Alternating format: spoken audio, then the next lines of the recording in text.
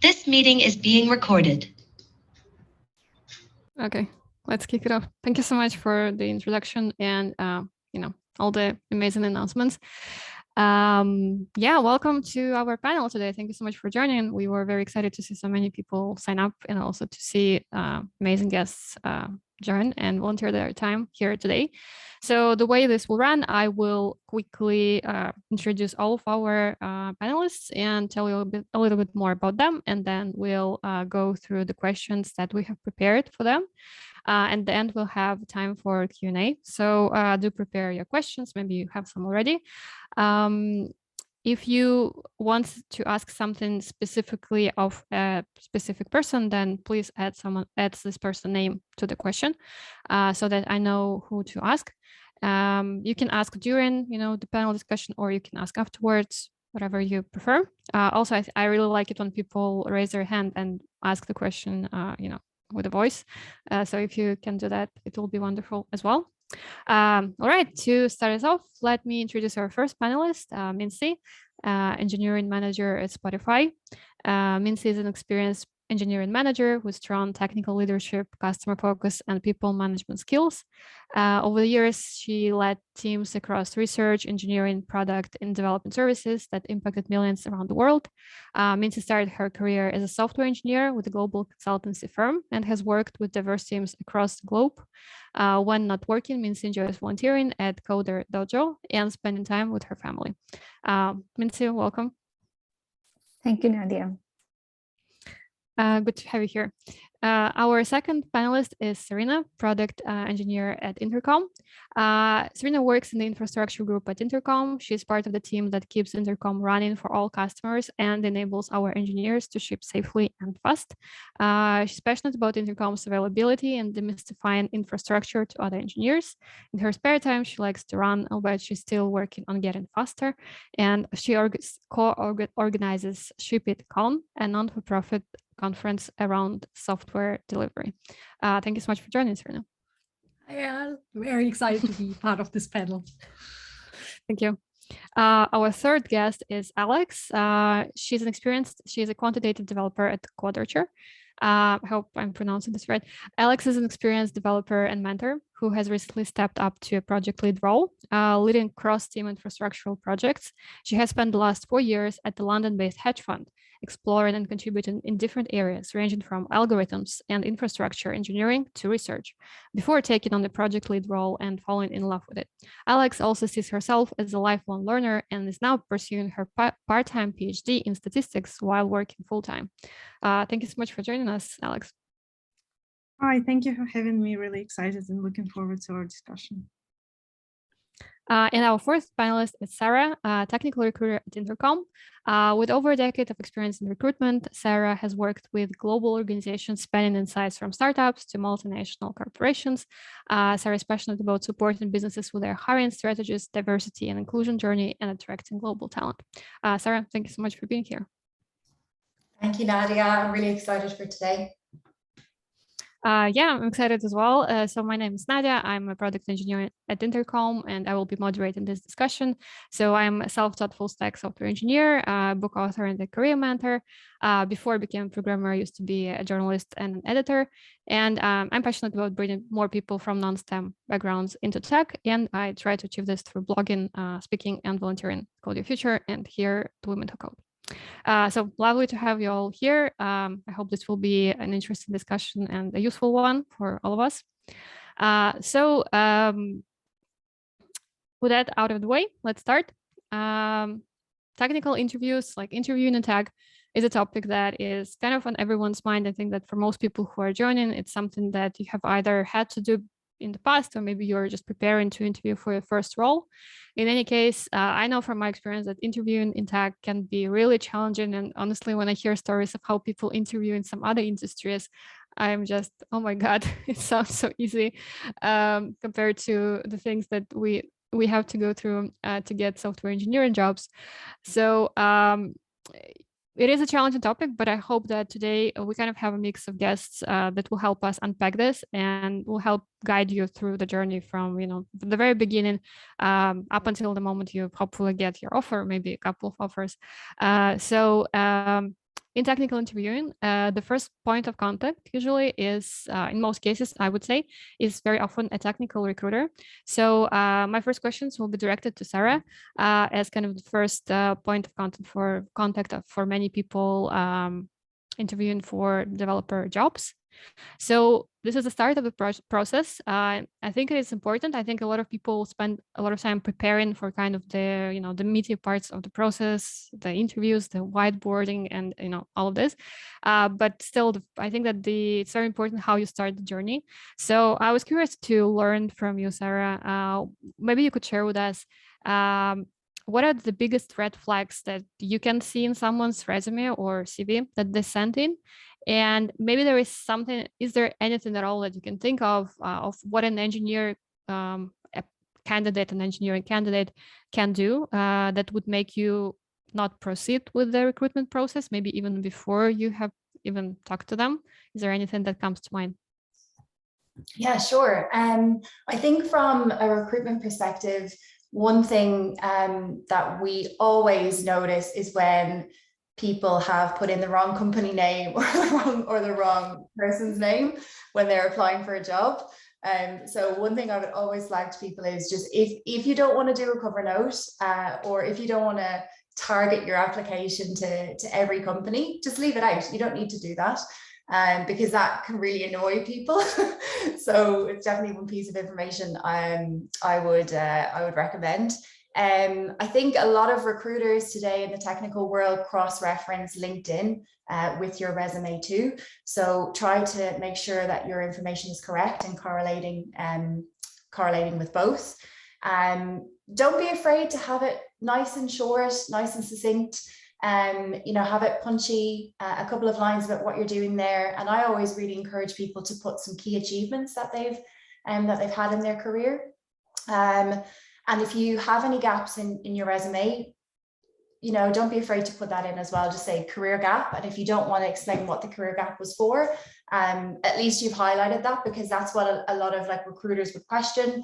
Why isn't that highlighted? And then one thing I always recommend is a one-line piece of information about the company that you have worked for in the past. For example, like a B2B SaaS company or e-commerce company. So those are the couple of things that we would look for when we're assessing profiles. And I was trying to think about, if I've ever, stopped a process before even speaking to somebody, if there are any major red flags, but I really can't think of anything too, unless they're really mean to me or something in the application. But I think the biggest red flag is maybe not showing up to an interview and not explaining why. So hopefully if you're getting to that interview phase, you have the recruiter's attention. So that's always positive. So yeah, I hope that helps. Mm-hmm. Yeah, it was interesting that you said that having a career gap is actually not a red flag to you, because I think that a lot of people have fears around those things, especially women who have taken maternity leaves and things like that. So it's good to know that it's not, a deal breaker. Yeah, definitely. I think it's more and more common for people to take career gaps for various different reasons, not just parental leave. People want to take time out and travel after 2 years being locked up due to COVID. So yeah, feel free, and I definitely recommend people sort of highlighting that if they've taken some time out. Mm-hmm. Amazing. So to flip it around, where we have talked about red flags and bad things that people mistakes that they can do. Is there anything that makes you impressed with the candidate during the initial recruiter screening? And maybe there is something that an engineer should do to stand out in a good way when interacting with the technical recruiter in the first screening call? Yeah, really good question. I think if you've got your research done. So I think in today's world, we're so lucky to have so much information public about companies and hiring processes. So if you come to an initial interview with a recruiter, don't be afraid to mention the fact that, I read on the blog that you have a culture contribution interview. Tell me a bit more about that. Do you ask this question? Do you ask that question? And that will immediately show the recruiter that you're really engaged and you're really passionate about the company. And just in general, having a bit of knowledge about maybe the organization and its past is really helpful. Mm-hmm. Just doing your research prior to the interview definitely helps, I think, always, right? Yeah, definitely. You'd be surprised. A lot of people sometimes don't do it. So yeah, I'd strongly encouraged. Mm-hmm. Mm-hmm. Okay, amazing. Thank you so much. Okay, imagine, congratulations, you have passed through the technical recruiter screen, and now you're going to prepare for, for the meaty parts, technical interview, which is something that a lot of people dread when it comes to interviewing in tech. I personally do dread the technical interviews. It's not my strongest thing that I can do. So I hope the following questions and answers will help us demystify the process and maybe make you feel a little bit more prepared for the technical interview. So since the following questions will relate to the technical interview, I will be asking Alex and Serena and also Mincy if you want to answer as well. Alex, what do you think, if you could give advice for somebody who's preparing for a technical interview, how do you think someone should prepare for a technical interview? What should they learn? Maybe some resources that you recommend, and in general, what's your kind of recommendation when it comes to preparing for a technical coding interview? Sure. So, well, I think first of all, obviously it depends on the type of role that you're applying for. Study the role description, see kind of which skills could be your strong skills and which skills you need to brush up on, kind of get an idea of what is the role that you're interviewing for. You can have a look at maybe Glassdoor for the company and see what kind of questions that they tend to ask. In terms of useful resources, I think everyone has heard of LeetCode. Practice, practice, practice. And I think for me personally, the thing that in my experience, I found the most useful is mock interviews, either with friends or if you have the opportunity to do it, maybe signing up for mock interviews on LeetCode again, or making use of the Women Who Code space and the new exciting projects that we're launching. I think being able, so studying technical content and understanding technical content and actually being able to demonstrate it during the interview to another person, these are two separate skills that you need to practice. Thank you so much. Serena, would you like to chime in? Yeah, I totally agree with Alex. Like I had when I was thinking about this a little bit, I had like two books that come to my mind. Like there is the really famous one, Cracking the Coding Interview, which is like the Bible for interviews, which I have somewhere in my shelf, which I can get out later on. And there is another relatively new one. I sent you the link in a second. It's called let me find this, Decoding the Technical Interview Process by Emma Bostian. I found that actually really good as well. So maybe this helps to get, like, she does some nice structured plans of learning for anyone who, like, for example, I need some organization of how I will learn, how to learn.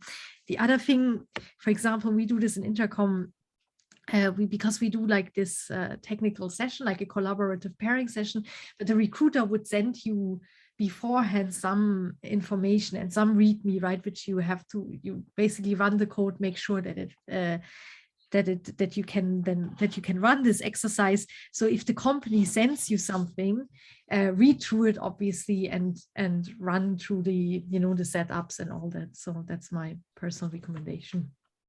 Thank you so much. Mincy, would you like to share? Yeah, Alex and Serena, can you hear me? Yeah. Okay. Yeah, Alex and Serena covered most of the things. I just wanted to emphasize on learning the basics because in most of the coding interviews, the problem is not very complex. It is our inability to understand that. That's where we get stuck most of the time. So go and brush up on data structures, the basic one, not the advanced ones like count, min, sketch or anything, the basic ones, learn it, understand some of the algorithms, the complexity, and practice, lots of LeetCode, and start with the simple ones, go to medium, go to hard, and try to solve it on your own, and then look at the the discussions or the answers and find out like how your solution is different from their solution. You can optimize it and find the best way to solve it. Don't focus on writing the shortest code in an interview. That's not what we are looking. We are looking for people who are, most of the companies are looking for people who can communicate while they deliver a technical solution. Maybe it's a small problem that you're solving. So focus on that, practice those skills. Yeah, and for system design interviews, if you are an experienced developer, you'd be asked to design a system while you are, interviewing with most of the companies. And there again, apply the basic principles like cache or partition or whatever you have learned. And it's what we are looking is how can people navigate an unknown space. So, a problem that has been asked to solve or a system design question is an unknown question, and how you can bring some clarity to that, how you can understand by asking questions and starting with simple design and simple solutions. That's where you want to get to, and that's what you want to practice toward. Sure. Sorry, I'm just piggybacking at what Mincy just said, but talking about system design, I just wanted to add that there is an amazing book which is called Designing Data-Intensive Applications, which covers a lot of real-life system design cases. And just skimming through the book and looking at how people were solving their problems, and more importantly, how the design of their systems evolved as the requirements for their systems have been changing. I think it could be a very good place to start, especially if you haven't done a lot of system design interviews in the past. Yeah, amazing. Another Bible, also like a very huge book. So in terms of kind of preparation, we understand that it's important to practice to do like code mock interviews. But if we're talking about like more concretely in terms of technical skills, what do you usually, as interviewers, what do you usually expect from engineers in terms of technical skills?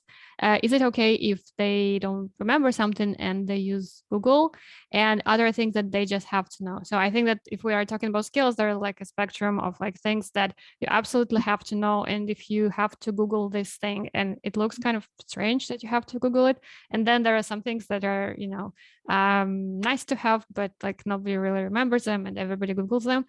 So if you maybe could give some examples of some in terms of like technical knowledge and skills. Is there anything that is a red flag for you during an interview? So is it like if somebody doesn't know what something is, then it shows you that maybe their skills are not at the necessary level yet. If something comes to mind to you, maybe you can start with Alex again. Sure. So I think regarding technical skills, I think two absolute musts for me. First is the ability to estimate the complexity of your code and the understanding of the concept.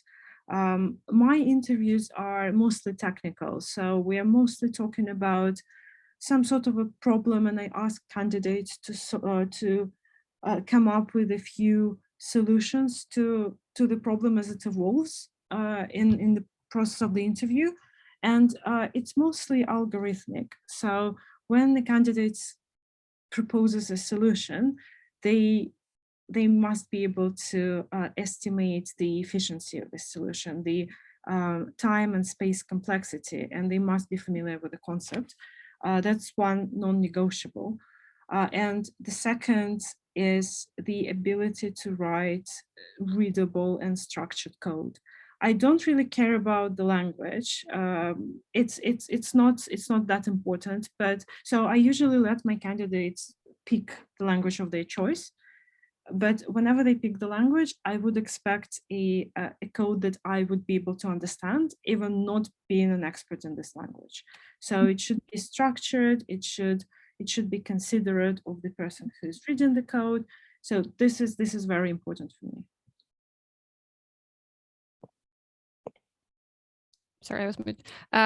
Serena, would you like to add anything to this? Yeah, absolutely. I totally agree with Alex. I think we always say, for example, when we run these intercom sessions, like problem solving, that we're not compilers. I don't care whether there's a semicolon there or I'm not a compiler. I'm a human, but I need to read your code, right? I need to be understanding your variable names. I need to understand but basically you communicate with me, obviously verbally, hopefully as a candidate, but also via the code. I think that's one thing. And then as Mindy already said, like the basic data structure, so hash maps, dictionaries, whatever you call them in any language, arrays, lists, these kind of things. That's the two things. I don't think for example in Intercom we allow people that they Google, so because that's part of our job. It's also really good indication as well if they Google, because it's like they can unblock themselves, and it's another kind of sign or data point for us. Mm-hmm. Thank you so much. Mincy, do you have anything to add? Yeah, communication is very important when you are doing a technical interview. Speak out loud, like what are you thinking about? Otherwise, the interviewer won't understand your thought process. And it's okay to make minor mistakes here and there. That's fine. If you feel like you're halfway through and then you've chosen the wrong data structure or you've taken the wrong approach, feel free to go back and change it. It's okay. It's most companies don't look for the complete thing to be done. It's more how they approach the problem, how they solved it, how they communicated, and how was the code, or how was the system they designed so far. Can it tell something about the technical ability of the candidate? Those are the things that most of these interviews are looking for. So don't forget to go back and change something if you feel like strongly you have to change. I mean, take it something like you're working with one of your colleagues and trying to solve this problem, or trying to design a system. And how would you do that sitting with one of your colleagues? If you apply that, you will be very relaxed and you'll bring the best out of you. Mm-hmm. That would be my advice. Yeah. I think it's very useful advice. When you think back to your experience conducting those technical interviews, can you think of any mistakes that engineers tend to make during the interviews? And here I'm not talking about like specific, error, like syntax errors that they make, more like approaches that are on that they take, maybe some communication issues or just behaviors that maybe, candidates kind of shoot themselves in the foot, so to say, and maybe there is something that they can kind of tweak and immediately just make a better impression on you as an interviewer. Maybe I don't know, maybe Serena, you would like to share?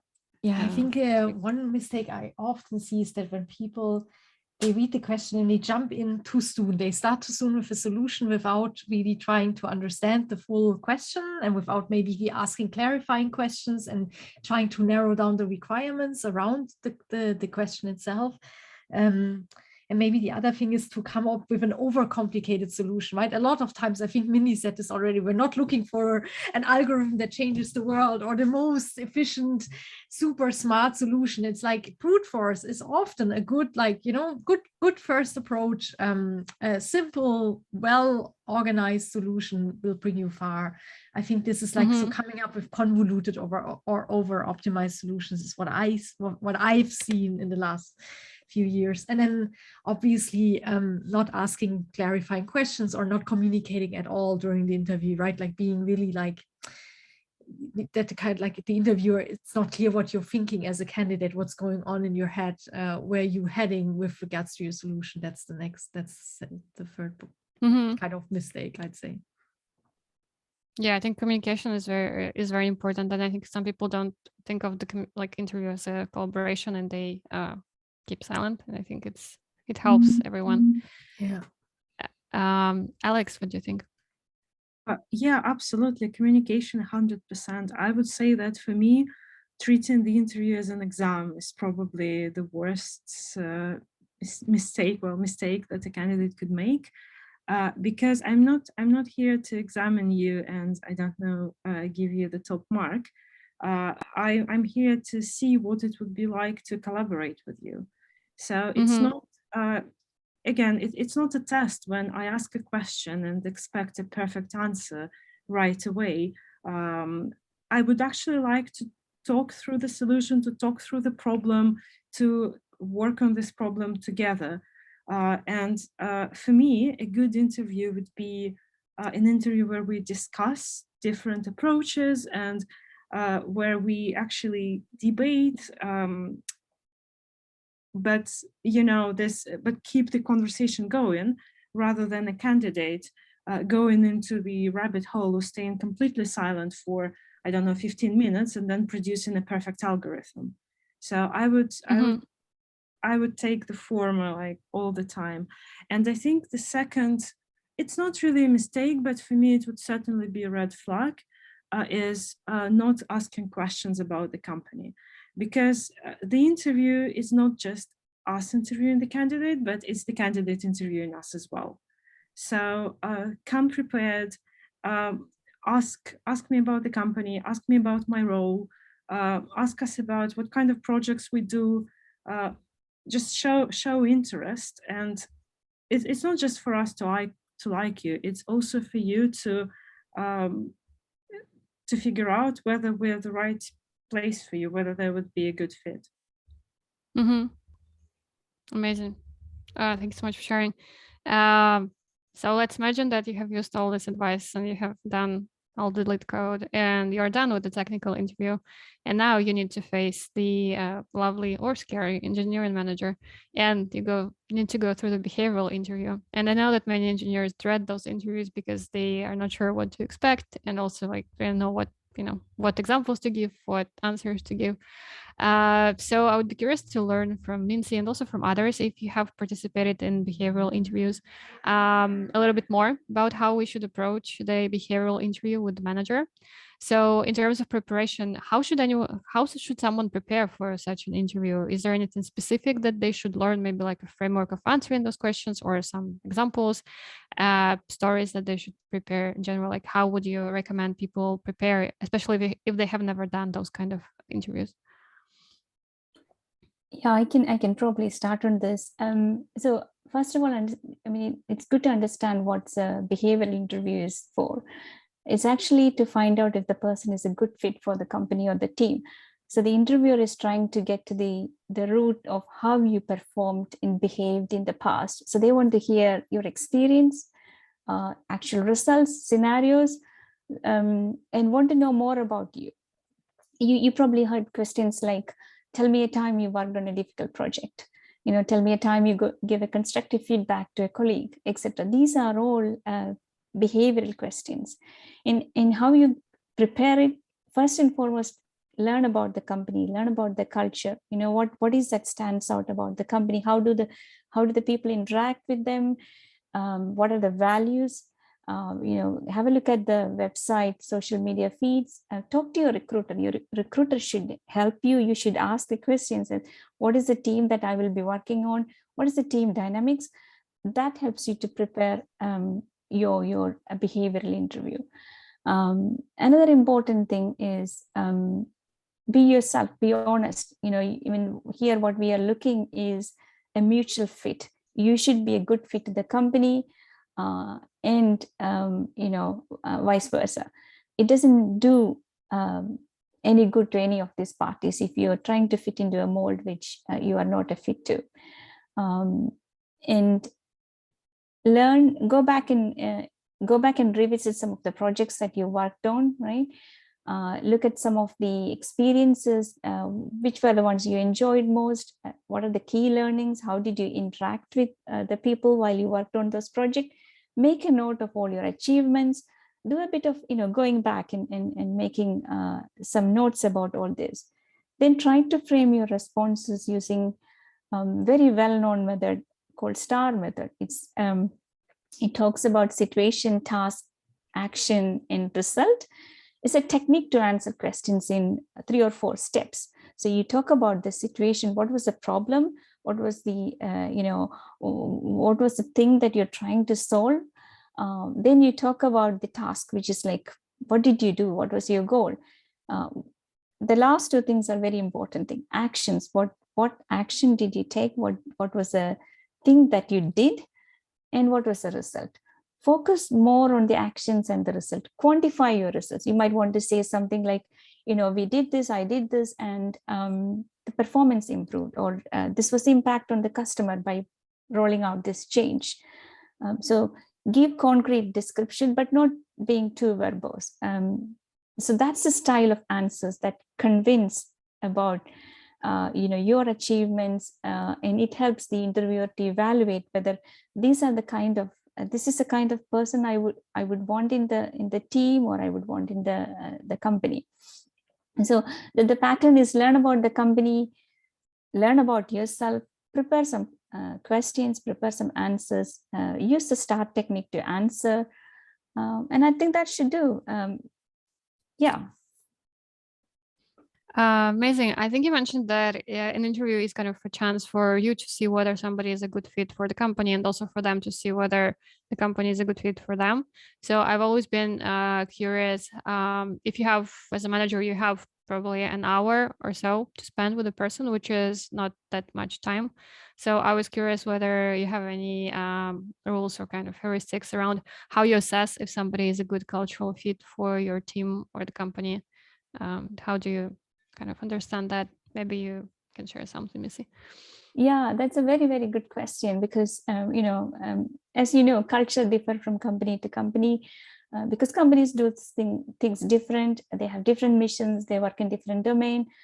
But irrespective of all that, all companies look for some positive behavior and traits in candidates. So as a hiring manager, I would be looking for some basic things like, we already discussed this. Can the candidate communicate clearly? Can they express their ideas? Because that's very important. When you work together as a team, you should be able to bring forth your idea, discuss with your team members on what you're working or how we should work, etc. So you look for that communication and collaboration aspect. Another important thing that we look for is growth mindset. When I talk about growth mindset, it is it's that tendency, or it's that mindset, or it's that belief that your intelligence is something that you can develop. People with growth mindset shows a passion for learning. You hear examples of them stretching out, sticking to some of their goals, failing and relearning and learning, and all those kind of risk-taking challenges. These are all talking about growth mindset. So this is something which most companies would look in candidates. Can their stories tell that they have a growth mindset? Then you look into kind of things like, can they work in a chaotic environment? Maybe the team that you are going to be hired in is going through a bit of a change. Can they fit into that? Would they work well under instructions? Would they like to lead? Are they flexible? Are they adaptable? Lots of things like that, which makes the candidate fit into the culture, the company, or the culture of the team. Again, other things like innovative, how innovative they are, how creative they are. You don't have to be a super innovative person to land in many of the jobs, but if you show small examples of how you solved challenges, how you faced some problems, that would help the interviewer to decide. Basic thing that we are trying to understand is what is the environment, what are the characteristics of this person, and what's the environment in which they will be more productive. So give your honest answers. We are looking for people with integrity. It doesn't matter if it is different to my opinion, but how we can work together is the element that we are looking for. Does that answer your question, Nadia? Yeah, that's amazing. Thank you. So I guess that you kind of mentioned one of the mistakes that somebody can do during such an interview is lying or kind of coming up with a fake story to just fit the STAR technique. Are there any other mistakes that you have seen engineers do during the interviews that make a bad impression on you as a manager? Yeah, I think Alex or Serena, one of them mentioned not asking any questions. So that is kind of a red flag. Most interviews give 5 minutes or 10 minutes towards the end of the interview for you to ask questions. Use that time to know more about the team. It shows that you're interested to learn how I work, how the team work. So ask that. If they don't ask questions, that's a red flag. Mistakes in answering behavioral questions. Sometimes you see people are too general. They give, we want to hear experiences. Too general, too vague answers, or maybe talking about the theories about giving feedback. That's not what we are looking for. We are looking to hear your experience, how you gave feedback or how you received feedback. So, give examples from your previous work. Another red flag, another mistake is people don't tend to share their setbacks. They would like to share the success stories. It's very, very important that, you share your setbacks. If the question is asked about setbacks, share the time when you failed and you learned from that failure. That's what's important for us. Sometimes you get replies like, I never made a mistake. That's not possible, right? So it is more about your personality, your resilience, your like I said, growth mindset. That's what interviewers are looking for. Yeah, it kind of reminded me of when you ask like, what is your negative trait? And the person says, my only negative trait is that I'm a perfectionist, which is kind of nice. Thank you so much for sharing. Amazing. If any of our other panelists also have had experiences with behavioral interviews, maybe you would like to share something on this topic as well? I think it's not necessarily a behavioral interview specific thing, but it's certainly a behavior. So I think one thing that could be a red flag is giving up. And I've seen it quite a few times. For example, when a candidate doesn't immediately know the answer to the problem, sometimes they might just give up and say, oh, I don't know, can you please just tell me the answer so that we get over it? Again, this is not the exam, and we're not here to, give perfect answers to questions and get marks, but we're here to work together to crack the problem. And if you imagine that it's a real situation at work, you don't just go to your manager and say, I give up, can you please give me the answer? No, you've got to work through the problem with your colleagues. You've got to ask for help, but you can't just sit and say, oh no, I'm not going to do this anymore because I don't know. Mm-hmm. Cool. Yeah, plus one to that, what Alex said, I just wanted to share this small thing, like, some of the questions like have interesting answers, like this question, tell me a time when you are bored at work. Don't tell about that time when you're utterly bored at work and didn't do anything. That doesn't really go very well. Don't be a problem bringer, be a problem solver. You can talk about the time when you're bored at work, you didn't have anything to work in your team, but you reached out to the team and worked with them, or maybe you learned something new. So when you answer your questions, you want to bring the best out of you. So frame your answers that brings the best element. So think through these questions before attending the interview. I think, Mincy, what you said was amazing. It's very much what a lot of the cultural interviews are tailored towards. And I think from working in many different companies, I think the one common theme that I've seen companies do is assess candidates against the values of the company. So I really would stress people reviewing and making sure that those values are aligned firstly with your values before you apply, and then when you're interviewing, in addition to getting sort of a successful document with all your answers in it, try and align them with the company's values as well. Mm-hmm. Amazing. Thanks so much for sharing. To kind of circle back and maybe to start closing down the discussion a little bit, I wanted to ask all of our panelists to share if you have any memorable stories from the time in interview and just something in your years of interviewing. So something that stuck in your memory, something maybe incredibly impressive that somebody did, or maybe something, or maybe a mistake that you saw somebody make that kind of cost them their job or something like that. And obviously we're discussing this not to kind of mock anybody or, do anything like that, but kind of to learn, because I think that sometimes people make mistakes without realizing it. And some of those mistakes can be really costly, especially if you need a job urgently in kind of your, life maybe depends on it.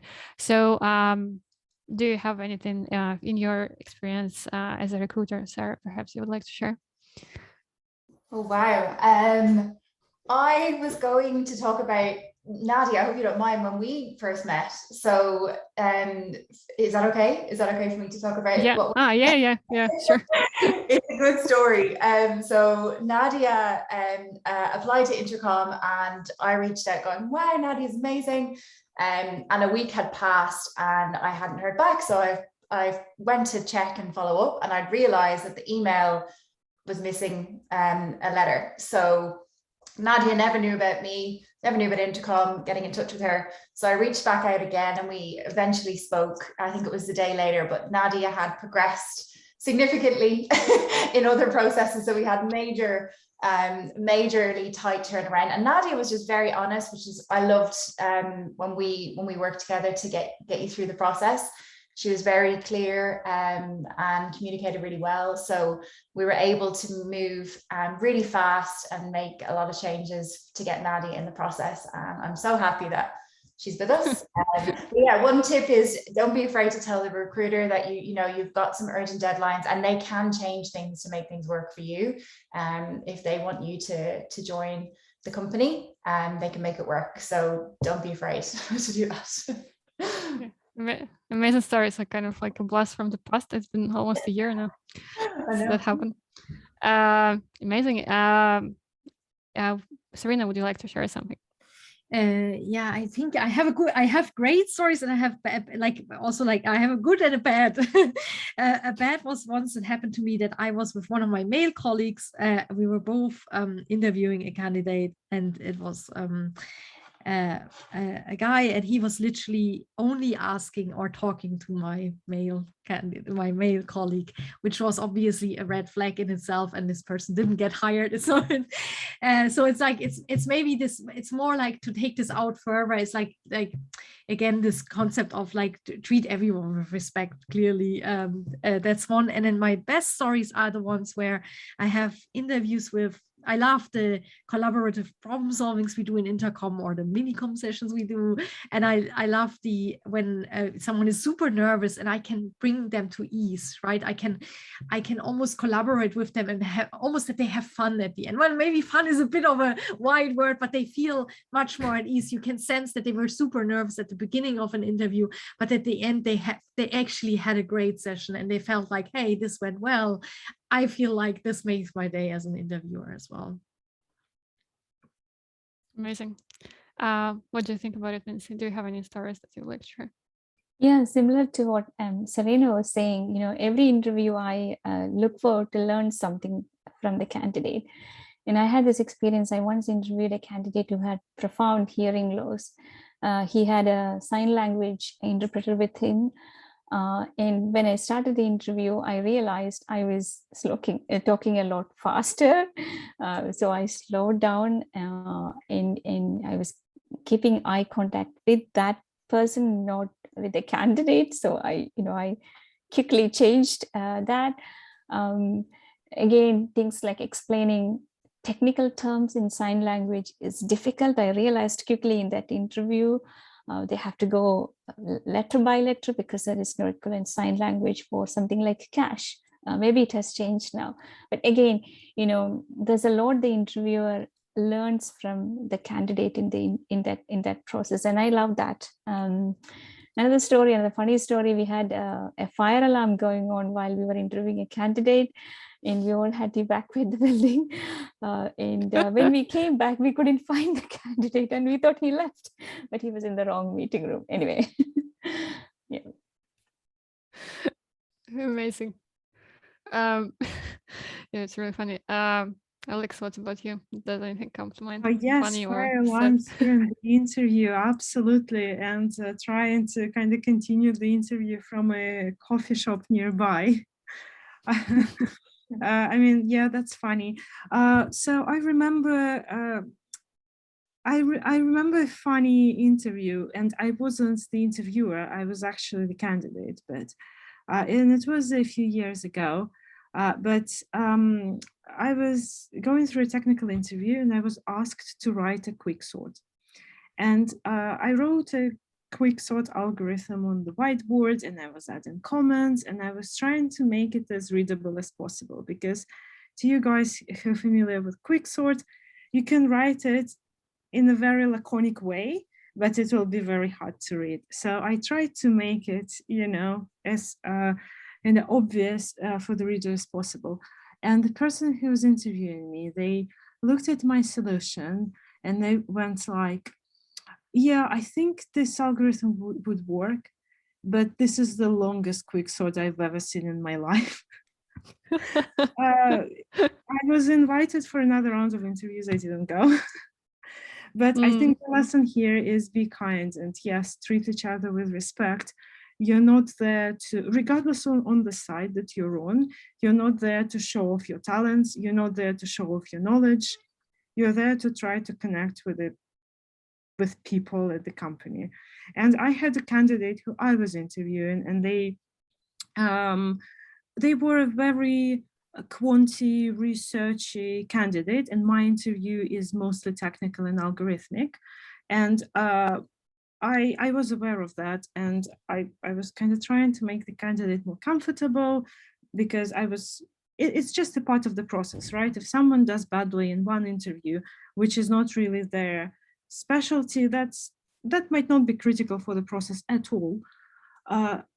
But the candidate was getting defensive, and at the end of the interview, they went like, okay, so you asked me a question that I wasn't really good at. Now let me ask you a question.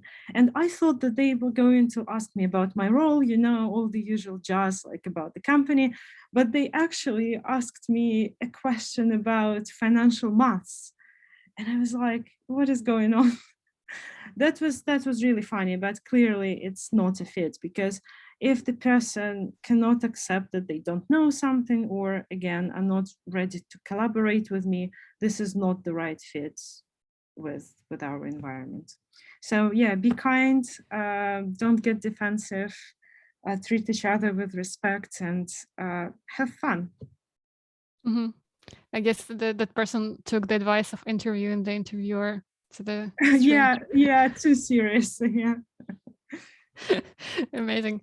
Yeah, kind of closing this down. Do you have any tips for engineers who are looking for jobs right now, maybe their first jobs or their second or third jobs right now? Maybe something specific to the current economic climate. Maybe something has changed overall in how how now that the tech market is not so overheated as it was, with layoffs and all of the stuff that's happening. Just to close the conversation down, maybe you would like to share some tips that would help engineers looking for jobs right now. Sarah, would you like to start? Yeah, sure. I think it's always good to ask organizations how they are reacting to the current economic situation, because it gives you a good picture of what they're doing internally and how they're supporting their employees. So that's a good one. I would also encourage people to ask around how managers and teams support psychological safety as well. So you feel comfortable sharing your personal, if you want to share personal scenarios in relation to the economic climate.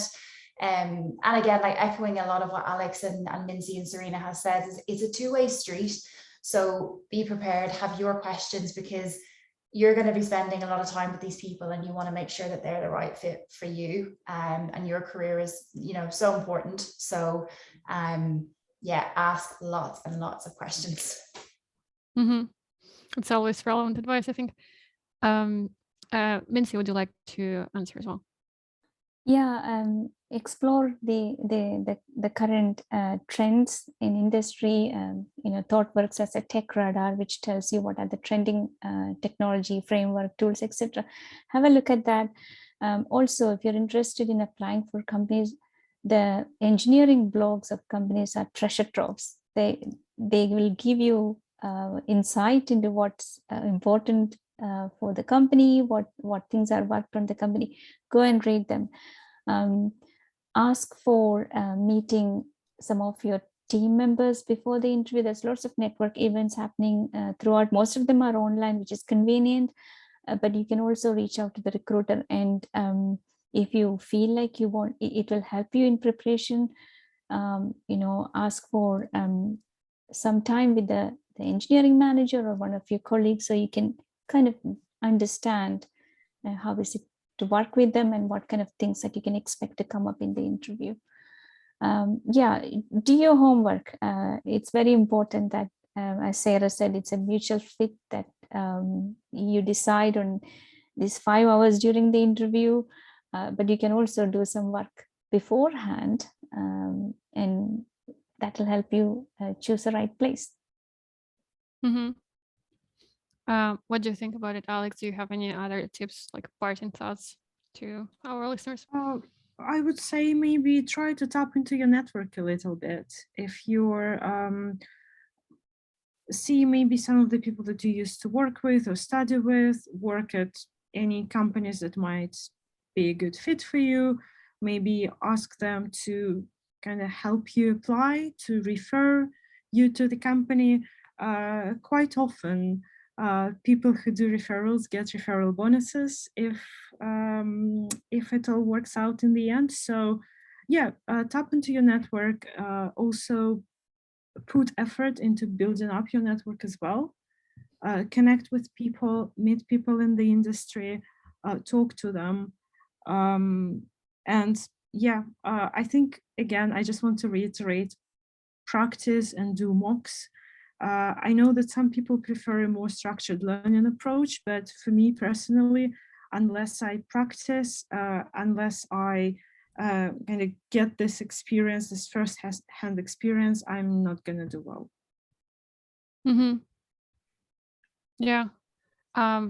Serena, would you like to add some tips as well? Yeah, so like maybe also like don't get bogged down by rejections, right? Like a rejection isn't the end of the world. I think some of like also do apply again after half a year or so. Some of the smartest people I know have been first rejected and then came back to the place and have been promoted to the ranks over the years. So it's like, don't take a rejection as an end of all or something like this. And then if you worked on open source, I know obviously this is all dependent on your personal situation, or you have side projects or anything, or talks or any extracurriculars you take part, don't hesitate to mention it in your CV, I guess, or in other in the behavioral interviews if there is a question that where it fits. That's a good one as well, and they help as well.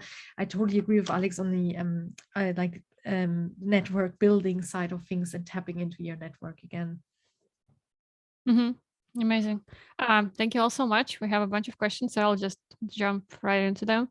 Okay, so a question for Sarah. Do you have any tips for optimizing resume to get past the ATS screening software?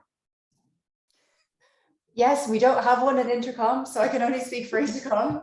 So it's just us humans reviewing the resumes, but try and look at keywords that are highlighted in the job application or in the actual advert. That will help. I can't speak for other companies, unfortunately. A question about behavioral interviews, so I think Mincy will be best to answer it. If you have no experience, how do you answer the behavioral questions that ask about your experience?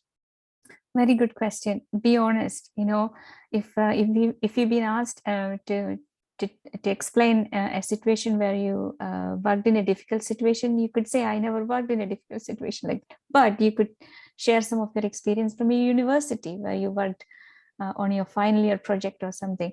All are equally valid. Like I said, we are looking at you as a person and your characters in all these examples. doesn't matter whether it's from your uni or maybe some other initiative you are part of, or maybe a volunteering experience. They are all equally good if you can explain it to your interviewer. So don't worry about industry experience as such. If you are a fresher, you are a fresher in your past experience from your learning or schools, university, that would count. And you questions would be suitable. I mean, we would change the questions to each level. So the questions that we ask an experienced engineer won't be the questions that a fresh graduate would get. Amazing, thank you so much. Another question for Sarah. Do recruiters actually look at GitHub and personal portfolio of the candidate? Yes, I know that some recruiters have done. I haven't done personally, but I know that others do. Thank you. Another question, I'm not completely sure I understand it. If the interviewer asked me to tell him or her about myself, how should I approach this question without saying personal things about myself? Could the author, maybe unmute and explain what you meant? Because I'm not sure I understand it. Okay.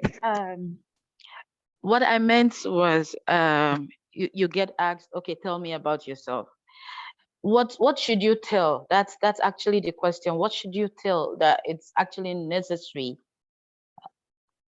Because you could say, tell me about yourself, and I keep telling you everything I know about myself from birth. So that's why I'm asking, okay. What can you tell? Yeah.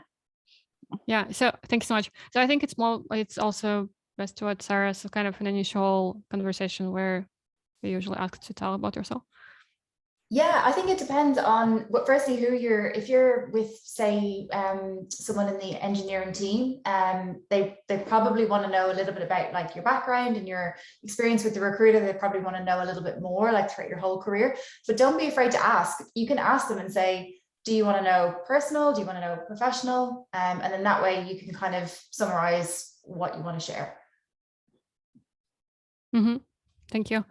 As a little tip, as I'm guilty, sometimes I ask this question in my interview, but a good place to start, like a little tip, I would say maybe tell me about what you're working on right now, what your current project is about, what you're finding most challenging about it. It's already a good start, and I will probably ask some more questions, and here we have a nice conversation. So yeah. I see we have a couple of questions about career changers and people without tech degrees. So Priyanka asks, I'm in my career change process and I would be facing for a tech interview for the first time. What to expect? I didn't hear from the recruiters when they found out I don't have a degree and how to deal with it. And another question, maybe somewhat related, as a self-taught developer with no degree, is it necessary to get some CS foundations before tackling lead code books for technical interview preparation?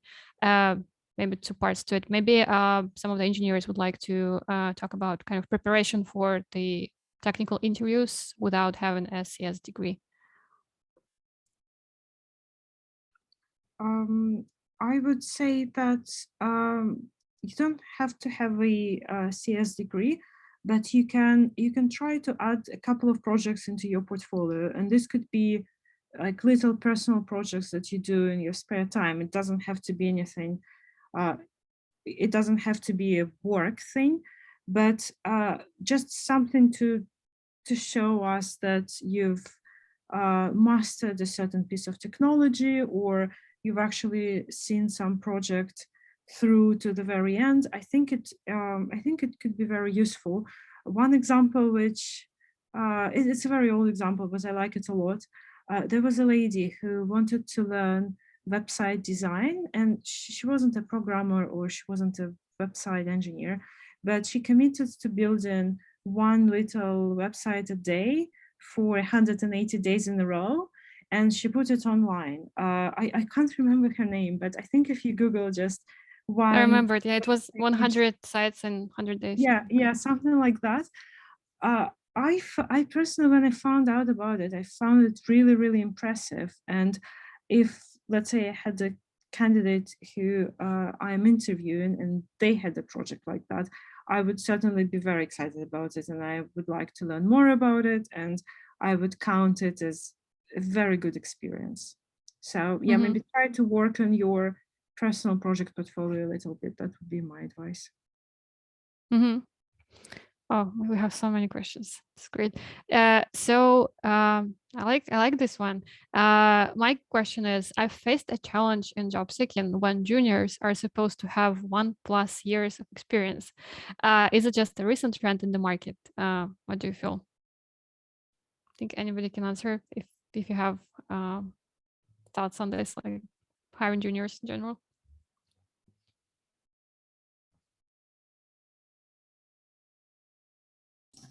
I always recommend, if in doubt, apply. You never know what's out there. There might be another opening in a different team, and so take a bet and apply.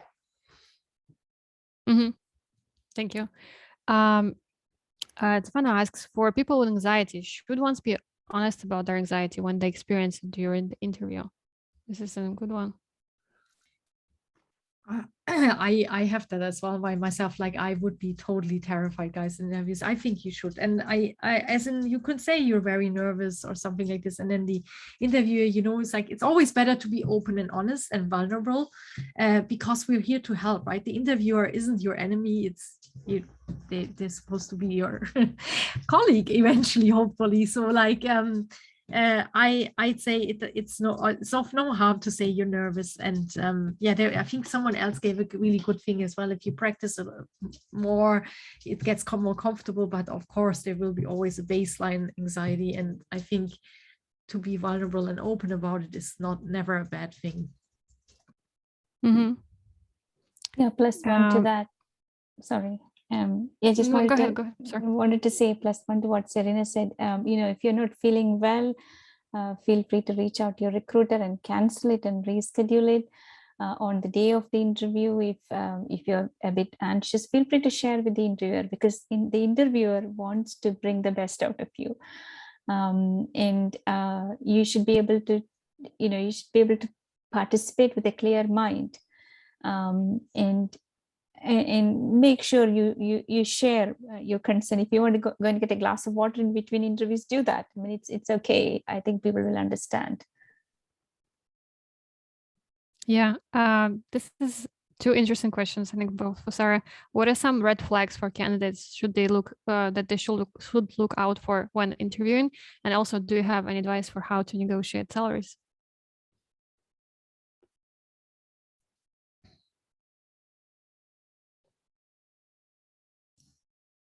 I think with what Alex said earlier, as long as if they don't treat you with respect, it's probably not it's not nice to go through an interview process like that, and that's a reflection on the company. So hopefully you don't ever have to interview where you have a red flag from somebody on the other side. And then to negotiate salaries, I think ask, because the recruiter is always the first port of call.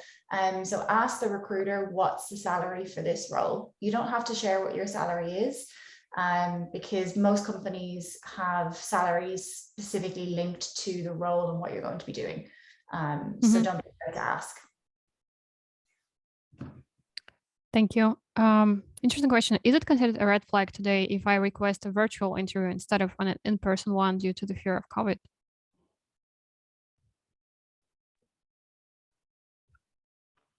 As far as I know, all our interviews in Intercom are still virtual. I haven't had a proper, and I'm in the office, like this is my personal choice, guys, that I'm back in the office most days, but I haven't had a in-person one. I think in after 2 years, companies should be able to do virtual interviews. Our interviews are virtual as well. However, I think a good question to ask either your recruiter or the company is, what is expected of you in terms of being in the office versus working remotely? Because some companies are very flexible and they could allow you to work remotely should you be successful as a candidate and accept the offer. But some companies will actually require you to be in the office for at least a few days a week. And if you're not comfortable, if you realize that you are not comfortable with coming into the office and working with a lot of other people in person, then that might not be the right place for you to apply. So I think that's the thing to consider, and maybe chat to an HR person about it. Mm-hmm. A question from Larry: how to encourage more women into the programming field? I have female friends, some who are in STEM fields, who tried 1 or 2 programming classes, but thought it was too difficult and then quit. But I think they have good analytical and problem-solving skills and would be great programmers.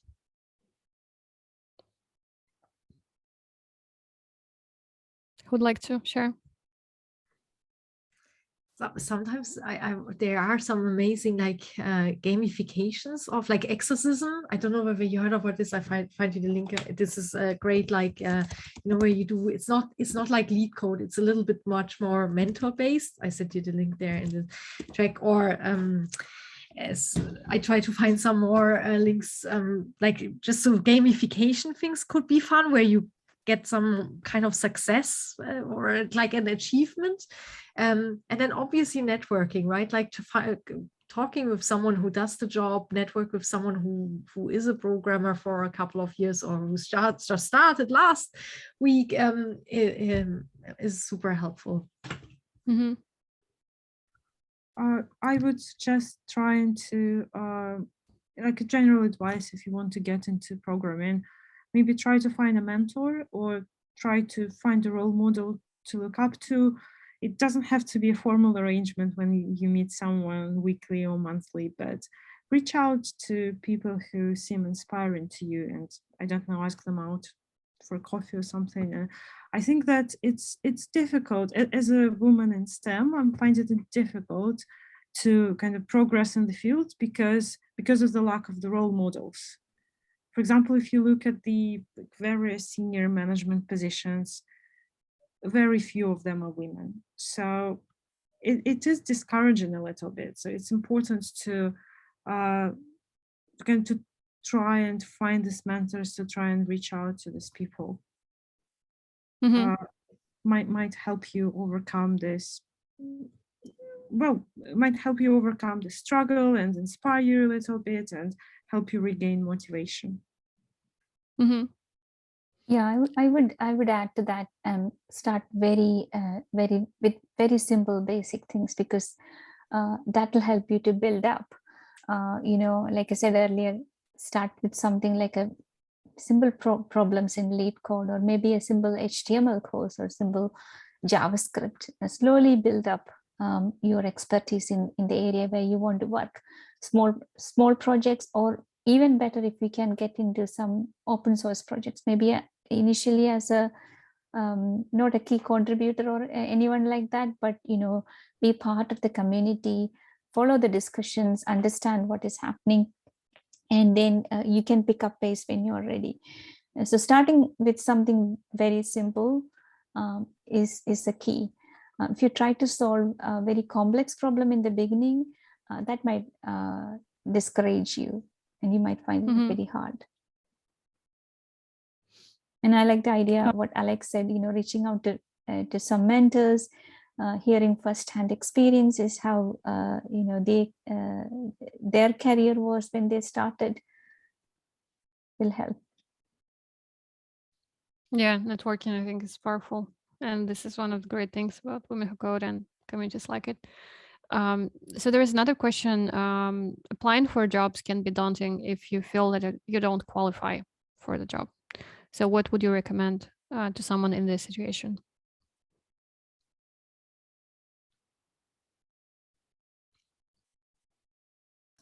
I would say apply anyway, because it's good practice. What's the worst that can happen? You will just not get progress to the next stage. Mm-hmm. Just do it, because it gives you good practice, no matter how far along or how far into the process you get. With each subsequent interview, you learn something new and you get better. Yeah. Plus one. Yeah. Sorry, yeah. Sorry, would you like to go, Serena?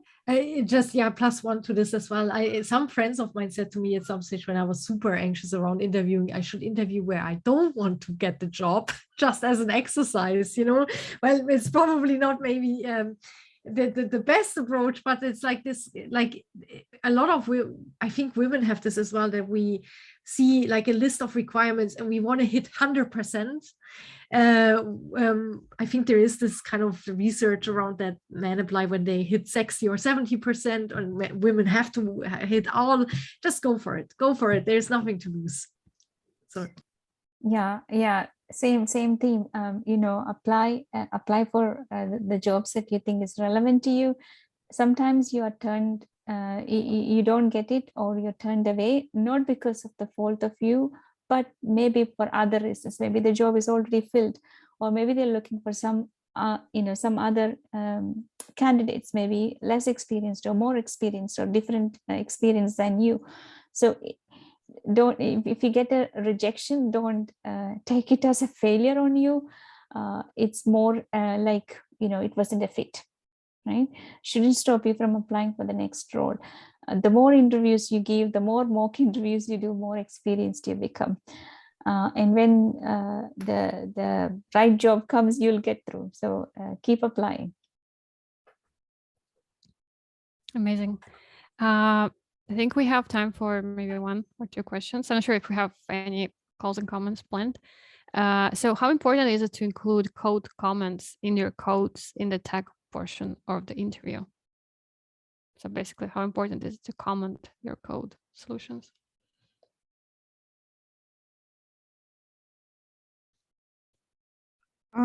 I would say that the structure of the code and the descriptive names is more important. Be reasonable. You don't have to add a comment for every single line of code, but if there is something very non-obvious going on, you might want to like add a quick clarification what you're doing there. I think in my experience interviewing, one very common mistake that a lot of people do is just calling their variables A, B, C, D, whatever. It's not readable at all, and it doesn't require a lot of effort to at least try to come up with some descriptive variable names. Mm-hmm. Yeah.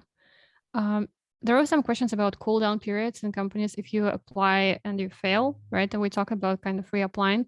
So should you wait until you're very well prepared to reapply? And I guess like how long do you wait? There are like legal limits, how often you can apply, but also maybe some other tips, how to deal with being rejected and want to reapply again.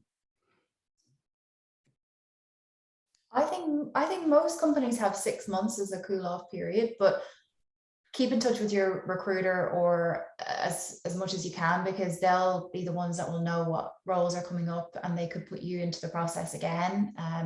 For example, if you only failed one piece of the interview process, you might only have to do that one piece for the next time. So it's definitely worth keeping in touch. Mm-hmm. All right. Yeah, just want to add one thing. Most companies would give the feedback, ask explicitly for the feedback. Some companies don't share, but most of the companies do. The feedback will give you an idea as why it wasn't successful, and then you can fill the gaps and come back and apply after the cooling period. Amazing. Thank you. We have 2 more minutes, so maybe somebody has like one last question to end with a bang.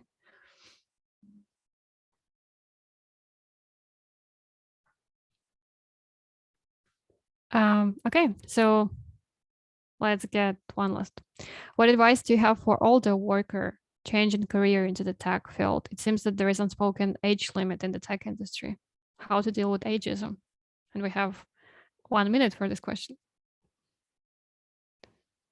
Who'd like to try it?